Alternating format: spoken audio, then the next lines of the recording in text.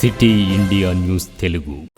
Welcome to city India news. నకిలీ విత్తనాలు విక్రయించకుండా వ్యవసాయ శాఖ, పోలీస్ శాఖ అధికారులతో ఏర్పాటు చేసిన టాస్క్ ఫోర్స్ టీంలు కఠిన చర్యలు తీసుకోవాలని జిల్లా కలెక్టర్ జి రవినాయక్ ఆదేశించారు.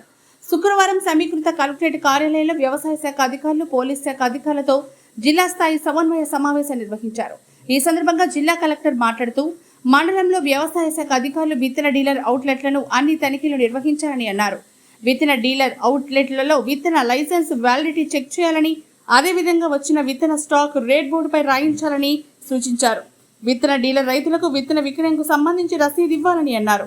వ్యవసాయ సీజన్లో నకిలీ విత్తనాల వలన రైతుల పంట దిగుబడి రాక నష్టపోయే ప్రమాదం ఉందని, వ్యవసాయ పోలీస్ అధికారులు అప్రమత్తంగా ఉండాలని, స్థానిక ఇంటెలిజెన్స్ సమాచారం తీసుకోవాలని, నకిలీ విత్తనాలు అమ్మితే వారిపై టాస్క్ ఫోర్స్ టీం వెంటనే చర్యలు తీసుకోవాలని అన్నారు. But season starting low, teams are constituted full fledged extensive these shops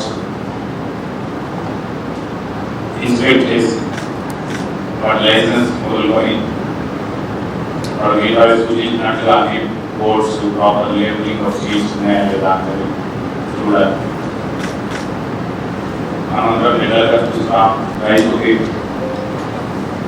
కల్తీ విత్తనాలు లేదా స్టాండర్డ్స్ లేని విత్తనాలు పర్చేస్ చేసుకొని అంటే వేసుకున్న తర్వాత దిగుబడి కావచ్చు లేదా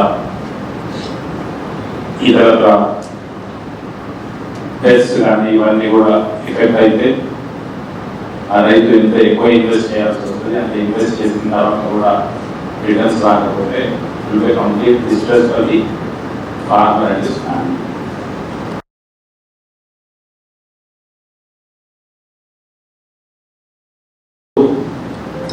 When you have visited seed processing units or the godowns, our AOs, CEOs, and other officers, so everything can't be perfect.